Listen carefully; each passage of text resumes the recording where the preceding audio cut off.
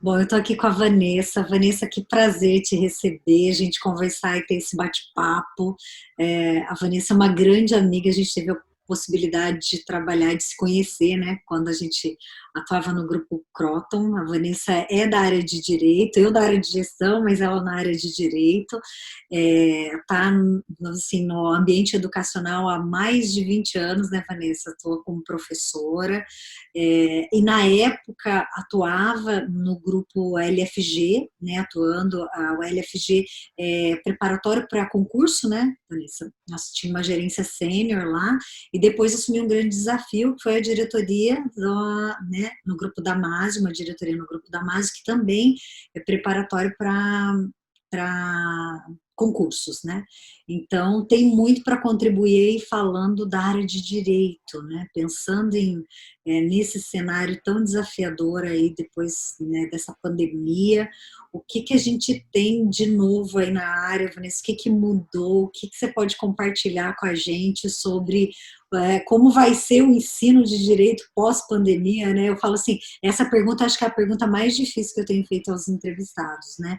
O pós, o que que vai acontecer depois, porque ninguém está com a resposta, mas acho que assim, a gente já tem vários sinalizadores, vários indicadores, várias movimentações, né? O que que você tem visto assim, ó, o que que mudou para a área do direito em específico, Vanessa?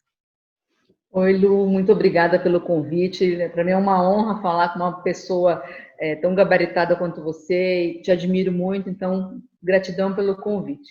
A questão do ensino jurídico, né, você falou das empresas que eu trabalhei, você vê que coincidência, são todas empresas que trabalham com educação à distância. Então, o Damásio, o LFG e várias outras instituições, elas ensinam o direito por meio da educação à distância. E o direito, né, por ironia do destino, a graduação em direito, ela vem aí com uns percalços para ser aprovada a oferta da graduação na modalidade em direito, como todo mundo tem acompanhado, e solicitado, né, essa autorização do MEC.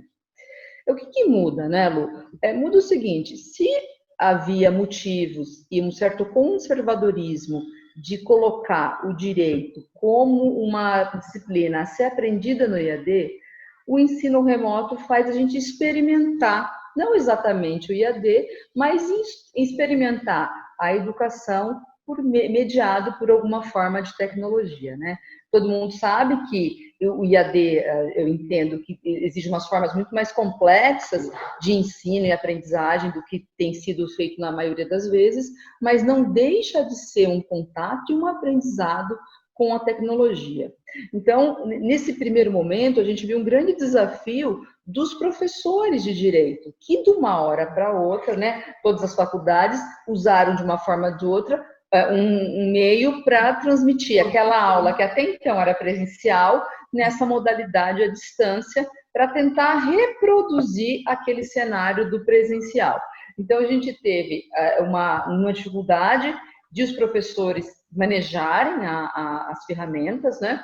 E compreenderem que aquilo, na verdade, teria que ser uma outra metodologia que não aquela exatamente do giz e lousa. Então, eu acho que o direito sai com essa experiência e menos aversão à tecnologia, que vai fazer com que ele possa progredir e diversificar as modelagens de aprendizagem. Então, acho que esse foi um primeiro desafio. Do outro lado, nós vimos algumas instituições, alguns professores experimentando as metodologias ativas. O que nós vimos? Alguém perceber, nossa, um aluno não aguenta ficar 2 horas, 3 horas aqui me ouvindo. O que eu posso fazer de diferente? E a gente percebe alunos ou professores discutindo cases, professores usando per instruction, usando o PBL, usando a pedagogia de projetos. E esse experimentar é muito rico, porque faz com que se veja todas as vantagens e habilidades que as pessoas que se envolvem nesse processo de aprendizagem e ensino mais rico podem obter. Aí um dado super interessante, né? Ontem mesmo eu vi uma palestra de uma professora da USP Direito, né, o Largo São Francisco, que é a universidade mais antiga de direito do Brasil, foi fundada em 1824, dizendo da experiência que a universidade teve em fazer um ensino remoto e incentivar alguns professores a usar metodologias ativas. Isso no primeiro semestre. No segundo semestre, eles já ofereceram algumas disciplinas eletivas na modalidade com, né, bem marcado o uso dessa metodologia em que coloca o aluno no centro do processo de aprendizagem. E por incrível que pareça, a gente que é da área de educação, que é professora, sabe, mas as disciplinas que vão usar dessa nova metodologia tiveram um número maior de matrículas. Então, claro que é muito cedo para a gente comemorar, mas é um dado muito interessante, né? E assim, né, Luciane, eu até me pergunto, se o direito é uma ciência que ensina e quer resolver problemas, como que nós podemos estar longe de um estudo de caso? Como que nós podemos estar longe de um PBL? Como que nós podemos estar longe de um brainstorm? Então, todas essas ferramentas que há muito tempo são conhecidas de outras ciências, começam aí, por conta da pandemia, serem experimentadas pelos professores e pelos alunos do direito. E assim, o que nos parece, claro que isso depois vai ter que ter pesquisa, né, porque ainda é muito novo para a gente ter conclusões, é que as experiências são muito positivas, né, nesse sentido. Então, quais seriam as lições aprendidas? Né? O que a gente entende que todo mundo ganha, né, com essa experimentação? Primeiro, ganha essa menor aversão à tecnologia, né? As pessoas experimentaram e estão, acho que, mais dispostas de ver outras formas de se aprender e mais conscientes da efetividade que essas novas formas, né, podem representar no processo de aprendizagem. Eu até estava lendo essa semana ainda o resultado de uma pesquisa. Eles falam ainda que a pesquisa foi assim, rápida, mas no sentido de mostrar que para o ensino superior os resultados estão sendo mais positivos, em contrapartida para a educação básica está sendo mais difícil. Por quê? Porque os professores não estavam preparados como professor do ensino superior, talvez por aquela questão dos 20% que é permitido, né? Então já conhecia, ouvia ali, né, da roda de mesa de professores, né, essa realidade acho que assim, do ensino remoto já era mais presente do que para a educação, né, para a educação básica. E uma coisa que você falou, não sei se você se lembra, possivelmente você vai se lembrar, mas há 5 anos atrás, 6 anos atrás, a implantação do núcleo de práticas jurídicas online no grupo, né, no grupo Croton, que foi um grande desafio e feito totalmente remoto. Imagina fazer um núcleo de práticas jurídicas online, né? Uma coisa, foi muito inovador, né? Foi mesmo, eu me lembro que eu fui aprender com você, né? Eu até me lembro exatamente disso, foi uma boa memória de elefante. Foi aprender com você. E isso só foi evoluindo, né, Luciane? Porque hoje você veja, naquela época não era o processo totalmente digitalizado. Hoje, o processo mesmo, quando o advogado ingressa perante o Poder Judiciário, ele é totalmente, assim, poucos estados não são, mas a grande maioria é digitalizado. Então, já tem que ter esse contato para você, né, com a tecnologia de base. É uma atividade que ele desenvolve, né, que acaba propiciando ele nessa inclusão digital, né? Essa inclusão digital que vai ser cada vez mais frequente, porque se a gente olhar os estudos recentes, né, até essa semana eu estava lendo, o judiciário, por conta da pandemia também, Luciane, ele também está muito mais tecnológico. Então, você lê várias notícias e sabe que o Supremo Tribunal Federal, por exemplo, ele tem um robô que chama Vitor. Esse robô, ele faz a separação dos processos que têm as mesmas causas para serem unidos e julgados no STF. Isso é um dos exemplos. Mas a gente percebe também as audiências, né? Agora, na pandemia, na minha atividade de advogada, olha, as partes estão de acordo, né, para fazer uma audiência online. Então, não tem mais como a gente fugir da tecnologia, né? Essa invasão e essa mistura da tecnologia em várias áreas do conhecimento também chegou no direito, né? E o que a gente fica muito assustado? É porque é uma profissão que ficou muito tempo sem praticamente alteração. Se você pensar como que era feita a advocacia, né, a questão, né, do tribunal, 1.200, 1.300, 1.400, 1.500, assim, é muito parecida ainda com a advocacia que a Igual a gente... nossa sala de aula presencial. Exatamente. E agora, por conta da pandemia, que já acelerou mudanças que vêm em curso, ela vai ter que dar um salto, né? A gente vai ter que dar um salto. E aí eu gosto sempre de falar, Lu, que são duas formas que a tecnologia impacta o direito.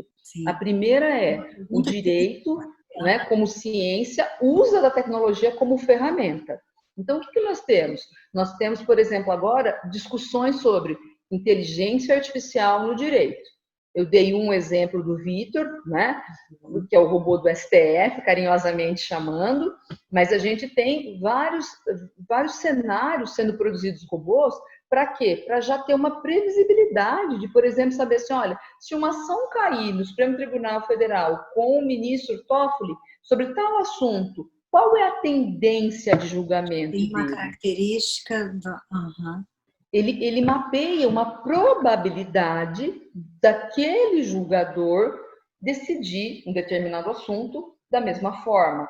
E isso vai ser cada vez mais frequente. Então, o uso da inteligência artificial, o uso da digitalização. Então, em várias empresas, a gente já vê o RPA, né, que é o Robotic Automation Process, que é você automatizar as atividades que são repetitivas. Hoje, os grandes escritórios, todos eles têm automatizado as ações que são de rotina de andamento de processo, que é dar status para cliente, que é fazer algumas comunicações básicas. Então, como todo mundo e todas as ciências estão sofrendo esse impacto da robotização, da automatização, né? Até pesquisas, né, falam muito do futuro do trabalho, também vai ser afetado o direito. Então, o que é aquele profissional do direito? Ele tem que entender um pouco de inteligência artificial. Eu dei um exemplo aqui de automação de processos, o blockchain, que todo mundo fala. O que é o blockchain? É você conseguir mapear e saber todo o histórico de uma informação. Então, o blockchain está sendo muito usado, Luciane, em cartórios. Por quê? Porque você consegue ver todo o histórico daquela transação imobiliária, daquela transação comercial, que vai permitir o quê? Mais acurácia na informação. Então, esses conceitos... outra coisa que eu adoro, o analista de dados jurídicos, né? Então, alguns escritórios têm o BI jurídico, que faz o quê? Organiza uma grande quantidade de dados que a gente tem, recebe, e pode dizer assim, olha, essa empresa aqui, ela tem muita hora extra em tal horário. Ou essa empresa aqui tem acidente de trabalho. E dizer para o gestor, precisamos tomar uma conduta preventiva nisso. Nossa. Então, todas as ferramentas que vão apoiar o direito vão buscar o quê? Dar mais segurança jurídica e dar mais eficiência. Claro, fazendo um parênteses aqui, e se a gente for olhar no mundo do direito, tem uma série de discussões do ponto de vista ético, do ponto de vista do que é possível, né, ser feito por um robô, o que não é, bem semelhante ao que tem na educação, não é, Luciane? Que se discute se o robô pode corrigir provas, se não pode, não é?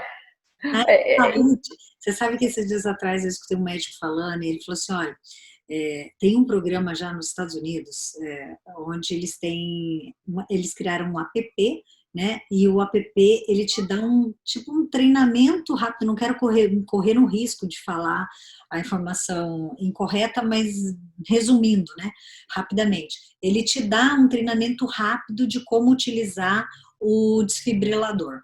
Então, por exemplo, se você estiver na rua, né, numa determinada localidade, assim, na cidade, tem vários desfibriladores, então é necessário, por exemplo, como as pessoas não sabem usar, se acontece, por exemplo, num hotel, se acontece um incidente, até chegar a ambulância, eles estão preparados e o app te prepara ali, te ajuda para isso nesses minutos que a ambulância chega.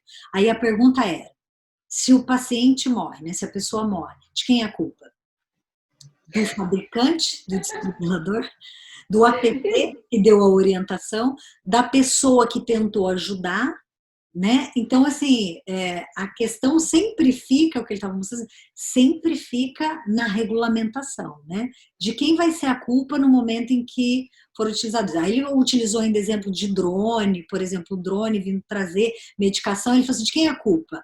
Da Amazon, que entregou a medicação, do fabricante da medicação, e aí foi dando vários exemplos. Eu fiquei olhando e falei, olha, quanta coisa a gente tem para aprender, para descobrir, para avançar e para inovar, né?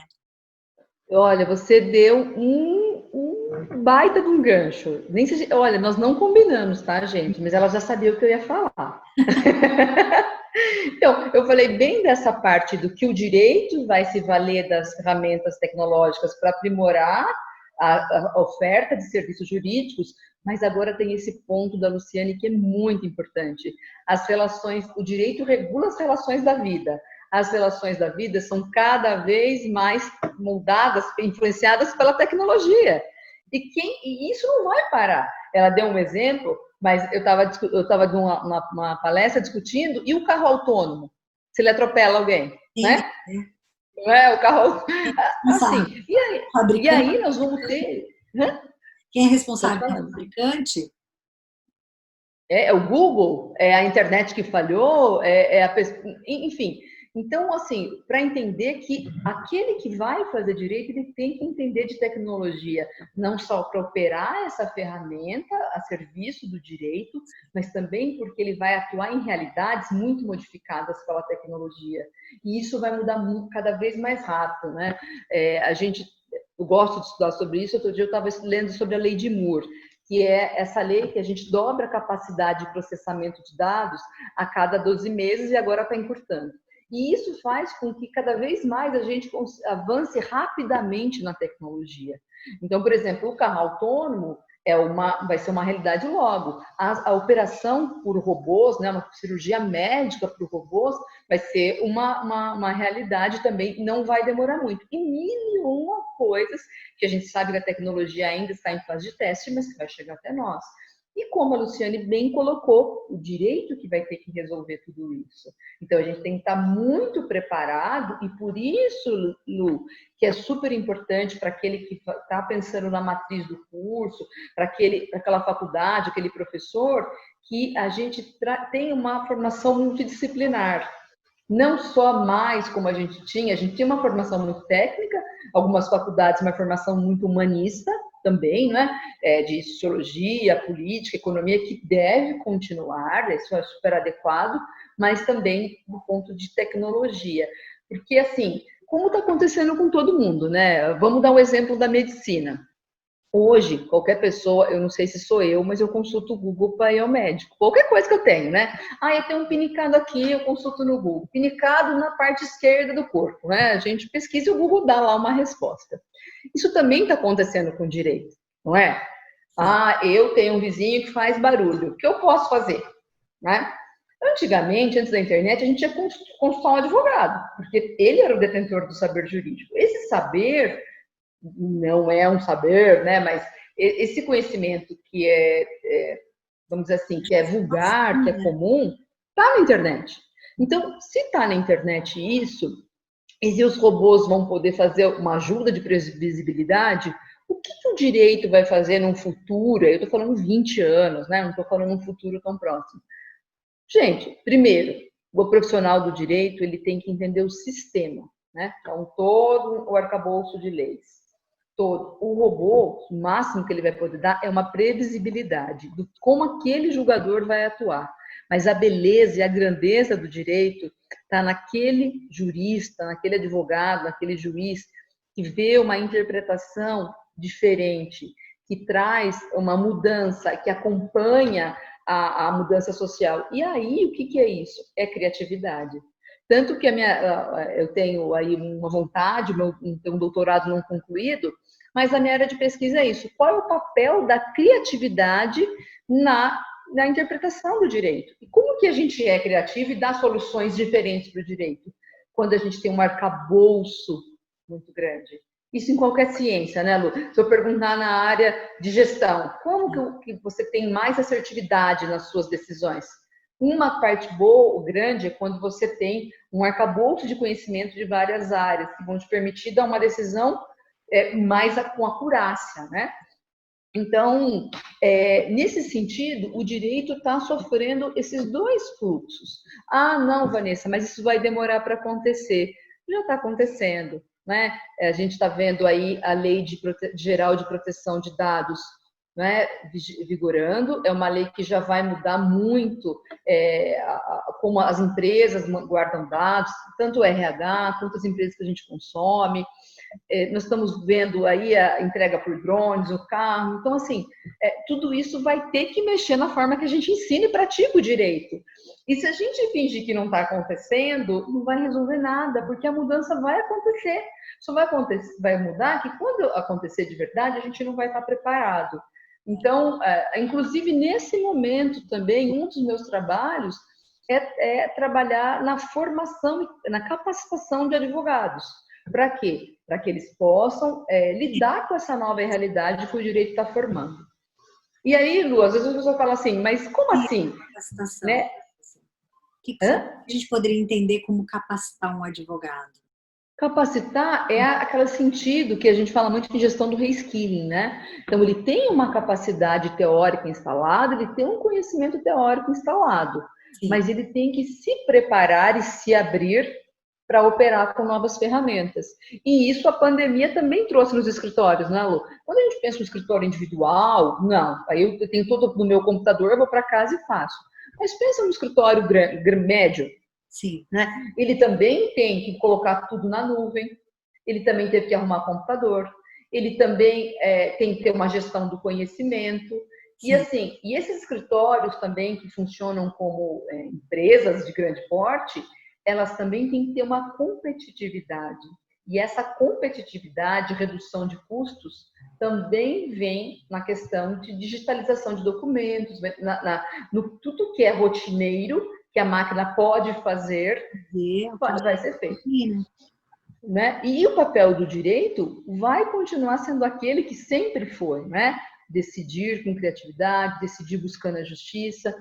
Isso não vai mudar. Mas a gente tem que se adaptar aos novos tempos, assim como a medicina está fazendo, né? Aceitando as consultas, né? por telemedicina. Então, assim, o que eu acredito, Luciane, eu não sei você, que as mudanças já vinham acontecendo por conta da tecnologia, mas as pessoas estavam a passos mais devagar, com receio, e aí, de repente, não tinha outra alternativa senão colocar tudo que estava previsto em termos de tecnologia para rodar e experimentar. E foi aí que a gente entrou na chuva, e agora a gente tem que ter as lições aprendidas disso, né? E assim, para a formação do direito, para as faculdades, eu penso assim, que tem duas lições aprendidas. Uma, essa da maior proximidade da tecnologia, como ela interfere na nossa vida. A segunda, uma possibilidade enorme de cursos híbridos, né? Porque quem experimentou o remoto e AD sabe que alguns conteúdos e algumas atividades acadêmicas têm melhor resultado e mais aprendizagem no IAD e outras atividades, em algumas realidades, no presencial. Então, eu já vi várias universidades, a FGV foi uma que se pronunciou nisso, no encantamento que ela teve, né, pensando, né, claro, colocando como uma ideia um ensino híbrido, e até para o direito e para as faculdades. Você imagina, se você concordar em ter uma aula remota, mesmo fora da pandemia, trazer um professor de Portugal para ministrar uma aula, trazer um professor a professora Luciana tem contato lá em Nova York, vai conseguir um catedrático de Nova York para dar uma aula para a gente? Então, a gente tem que pensar que todas essas experiências vão enriquecer e que a gente tem que se abrir, inclusive, para ter esse novo dentro do direito, com os alunos também mais voltados para essa área que não seja só o direito puro, né, mas o direito transacionado com várias e outras áreas, né? E, mais uma vez, né, Lu, a multidisciplinariedade, que eu acho que você deve ter falado em várias palestras aqui, mas o direito também, e sempre tendo a tecnologia como um assunto transversal. Perfeito. Vanessa, como é que você vê aí áreas promissoras do direito? Já tem até pesquisa sobre isso, né? Esse ano Aham. Você acha que isso vem da pandemia também, né? Ou assim, dessa mudança total, mas é uma mudança da área mesmo, né? A pandemia fez crescer muito o direito do trabalho, né, a advocacia, porque muitas regulamentações para ter uma realidade que ninguém tinha, né, obviamente. O direito tributário nosso, que sempre foi uma legislação difícil, porque tem legislação estadual, tem 27 estados legislando, tem legislação municipal, tem legislação federal, então o tributário é uma das áreas promissoras agora, assim, estou falando de um recente, né, tributário, imobiliário, porque está se acreditando muito, né, a reviravolta, e a gente está assistindo mesmo a economia mais aquecida em termos de empreendimento, as pessoas às vezes não querem ficar, viram que ficar em casa, que tem que morar na casa, né? Não só dormir. E isso está fazendo o mercado imobiliário mudar, né? Mas tem também essas profissões com intersecção com a tecnologia, né? Então, por exemplo, hoje a gente fala muito no arquiteto jurídico ou no engenheiro jurídico. O que é o arquiteto jurídico? É uma pessoa que não é que ele sabe programar, mas ele teve na faculdade ou ele fez algum curso com base de programação, que ele consegue falar para o engenheiro de programação como que poderia ser, conversar, ter uma linguagem comum para eles conversarem. Então, ele tem todo aquele conhecimento de direito, mas ele também conhece um pouco de inteligência artificial, ele conhece um pouco de programação, e algumas faculdades até já incorporaram essa disciplina na sua matriz, né? Então, vocês vejam, esse arquiteto jurídico é procurado, cibersegurança, né? Essa pessoa que vai cuidar da proteção dos dados, das políticas da empresa. Às vezes, quem é leigo pensa muito no direito, no contencioso. O que é isso? Quando entra num processo, no judiciário. Mas hoje o direito trabalha muito no preventivo. O que é isso? Quando você tem uma empresa que te consulta, uma pessoa que te consulta, que ela quer fazer o mais correto possível para que aquilo não vire um litígio. Então, essas áreas que envolvem cibersegurança, que envolvem compliance, né? Hoje, toda empresa tem o código de anticorrupção, tem as normas. Então, tudo que vai cuidar dessa regulamentação que o Brasil aderiu a esse tratado, tem demanda. Por quê? Porque tem demanda, mas não tem mão de obra qualificada por isso. São temas muito novos. E tem muitos temas que vão surgir. Só para você ter uma ideia, Lu, esses últimos anos, o Brasil cresceu 300% o número de law techs e legal techs. Eu não sei se vocês conhecem esses nomes. Tem as startups, tem as edutechs, né, que são as empresas de tecnologia que usam a educação como um objeto de estudo, um objeto de trabalho. E tem as law techs, que é o direito, né, law, tech de tecnologia, e as legal techs. No Brasil não tem muita distinção entre uma e outra. É o quê? O law, do direito, e a legal tech? A legal de legal, de legalizado. Assim, eles distinguem, Lu, para quem é o serviço prestado. Se é um serviço prestado para quem é advogado, para dentro, né, do direito, eles chamam de law-techs. Se é um serviço prestado, por exemplo, para empresas que quer, vamos supor, contrato. A gente tem um exemplo claro. A gente tem um monte de contrato de direitos autorais. Quem tem uma faculdade AD sabe a quantidade absurda de contratos de direitos autorais que a gente faz, mudando as cláusulas. Então, já existem muitas legal techs que fazem essa automatização. Os contratos saem prontos na mesa da pessoa, no computador da pessoa. E isso tem crescido tanto no Brasil, por quê?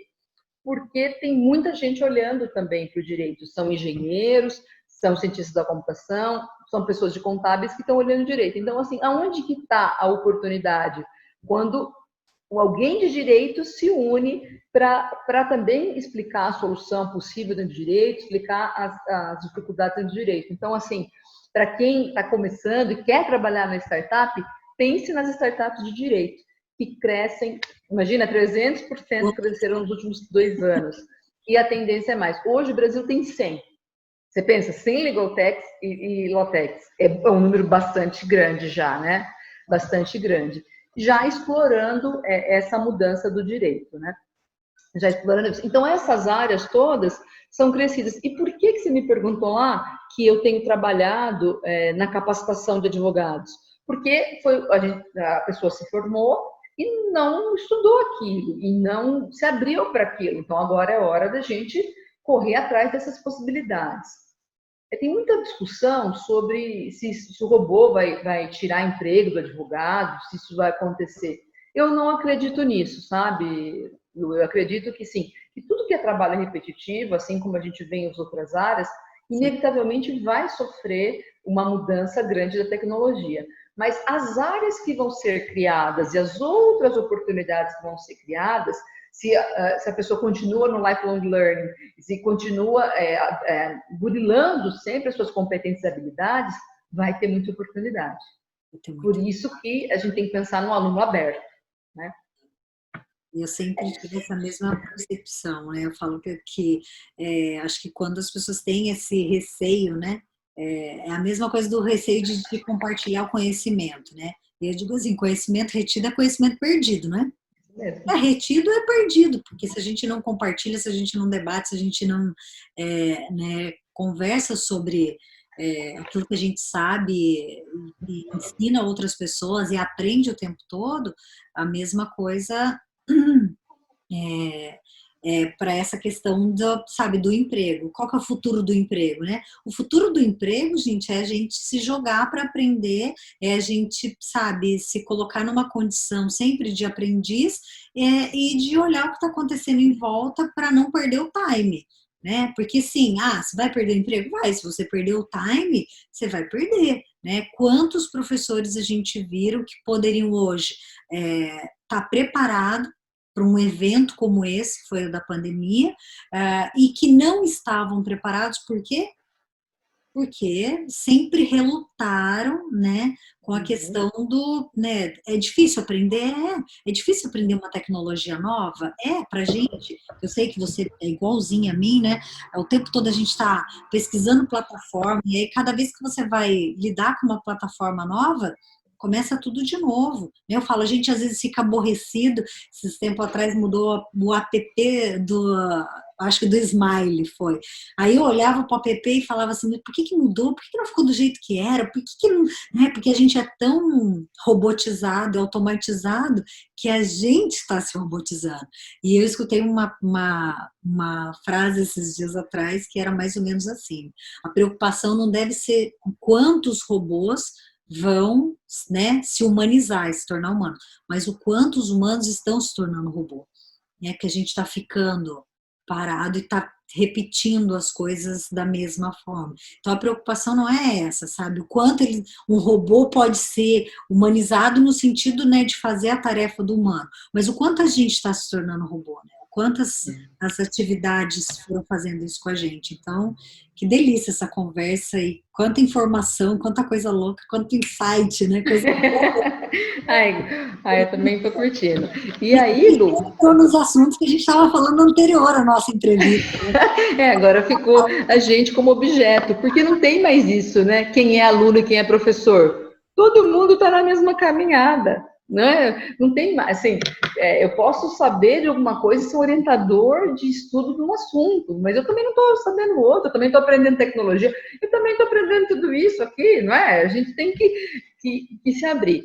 E aí eu acho que a pergunta que falta é assim, o curso de Direito, ele sofre porque ele tem a prova da OAB, ele tem o ENAD e tem o mercado de trabalho, né? Vamos pensar que ele tem essas... Todos os cursos têm, mas o Direito ainda tem a prova do...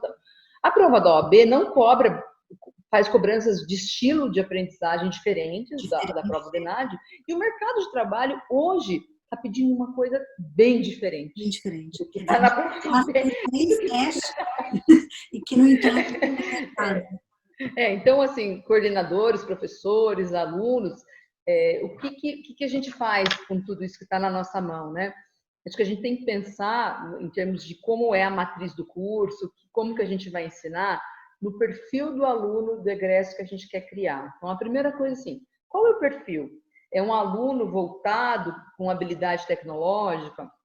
É um aluno voltado para as habilidades humanísticas? O que a gente vê que não adianta a gente fechar os olhos para as habilidades tecnológicas? Acho que é aquilo que você falou. que o mercado está buscando? O que a sociedade está buscando?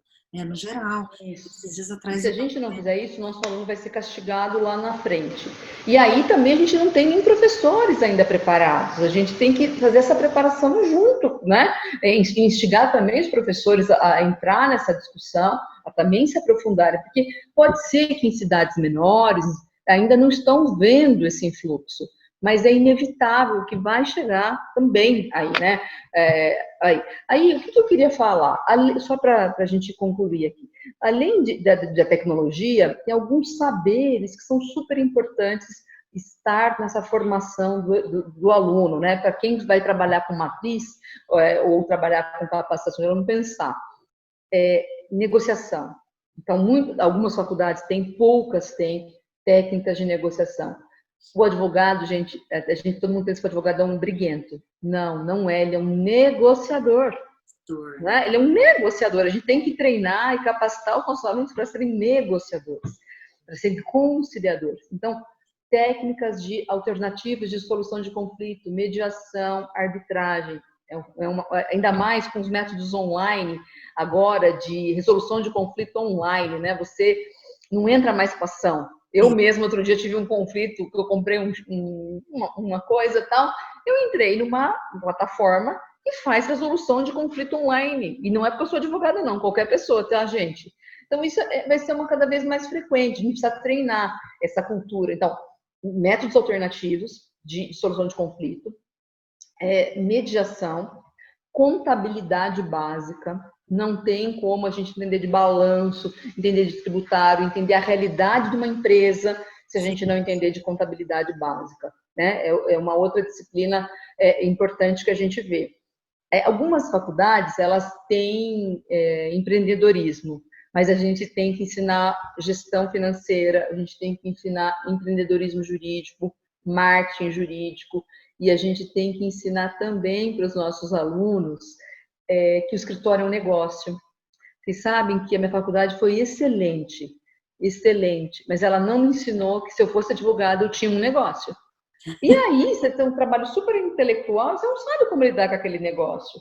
Então, algumas faculdades fizeram avanços nessas áreas, mas ainda eu sinto que é bastante insuficiente. Tanto que um dos cursos mais vendidos nessa área de capacitação de advogados, finanças, atendimento a cliente, que é o futuro de qualquer profissão, atendimento ao cliente. E já tem cursos especializados em atendimento ao cliente, porque quais pesquisas, o que percebe-se? Que o cliente de direito é muito mal atendido. Isso é pesquisa, tá, gente? Não sou eu que estou falando, então não precisa ficar bravo comigo. Se vocês quiserem a fonte, vocês me mandam e-mail, eu mando. Então, atendimento ao cliente. Então, a gente tem que pensar nessas competências todas, que ele é um gestor, para quem vai fazer, né? Mas ele também tem que ter tecnologia e não pode deixar a formação humanística, né? Então, é um balaio de gato aí que a gente tem que resolver, mas é um problema gostoso. É um problema muito gostoso de resolver, ainda mais se a gente colocar, né? Por isso que eu acho que a gente gosta tanto de estar na área de educação, né? Não, e outra, imagina incrementar isso com metodologias ativas, né? Imagina você coloca um estudo de caso, você coloca um design thinking e vai colocando, né? Até uma curiosidade, só para eu encerrar, dos cursos de tecnologia e direito, o mais vendido é um que chama Visual Law. Que o Visual Law, ele pega uma peça, né, que é aquelas documentos em Word do advogado, de quem seja, e ele coloca infográficos, ele coloca gráficos, ele coloca imagens, e quem faz essa peça é um design jurídico. Olha só que interessante. É muito legal. E isso está super agora, está acontecendo, né? A gente está vendo os grandes escritórios, eles já mandam uma peça para outra parte, para explicar para o seu cliente o que ele vai fazer, as providências, os caminhos que ele tem. É como se ele fizesse um mapa mental para o cliente. Então, por isso, Lu, que o escritório de advocacia também não é só lugar de advogado, é de gente de TI, gente de financeiro, design, e assim, multidisciplinar. E a gente tem que viver com isso, né? Viver e se adaptar. Que legal, Vanessa, conversa boa, viu? Eu acho que teria tantas perguntas possivelmente para te fazer, principalmente que eu que não sou da área de direito, fico curiosa, né? Porque eu começo a entrevista antes, 1 hora antes, né? E possivelmente agora a gente fica mais 1 hora depois. Tem muita coisa para falar, mas eu quero te agradecer imensamente. Eu sei que a tua agenda é puxada. Eu acho que assim todas as pessoas, basicamente, com que eu conversei, né, tentam fazer uma conciliação aí, além com família, né, pandemia, home office, criança, tem todo, né, mas eu quero te agradecer imensamente. Foi um prazer novamente falar com você, ouvir você falando. Você é uma pessoa que tem, sabe assim, um brilho no olho, né, quando fala, principalmente daquilo que está relacionado ainda à tua profissão, e eu acho que assim, nesses seus 20 anos você contribuiu imensamente, porque muitos, né, muitos alunos passaram ali pela, vou falar assim, né, pela tua gestão. Então eu tenho certeza que a gente tem muitos profissionais da área de direito aí, onde tem um pouquinho do seu DNA gravadinho ali. Obrigada de coração, mais uma vez. Foi um bate-papo muito legal. Espero que o pessoal do ECOI aproveite bastante aí esses insights que você trouxe pra gente, tá bom? Eu que agradeço a generosidade. É muito bom falar também, gente, com plateia que curte o assunto e que vibra, né? É uma troca boa, que é uma troca boa. Obrigada. E continuamos esse bate-papo, né? Quem quiser conversar sobre isso, pode me chamar nas redes sociais. Eu vou adorar as provocações, adoro. Muito obrigada pela oportunidade. Obrigada, Vanessa.